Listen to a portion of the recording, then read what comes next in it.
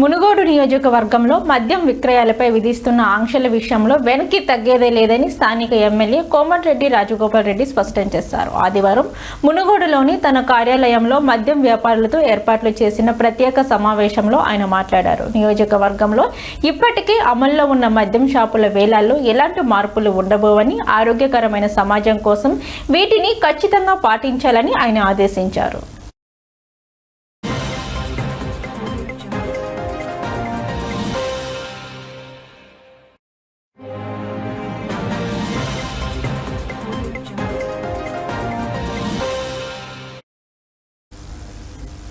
ప్రజల ఆరోగ్యం, ఉదయం పూట మద్యం సేవించే అలవాటును అరికట్టడమే లక్ష్యంగా ఎమ్మెల్యే కొన్ని కఠిన నిబంధనలను గుర్తు చేశారు. మధ్యాహ్నం 1 గంట దాటిన తర్వాతే మద్యం దుకాణాలు తెరవాలని, సాయంత్రం 6 గంటల తర్వాతే పర్మిట్ రూమ్లలో మద్యం సేవించేందుకు అనుమతించాలని, ఉదయాన్నే మద్యం విక్రయించి సామాన్యుల జీవితాలను చిన్నభిన్నం చేయవద్దని వ్యాపారులను కోరారు.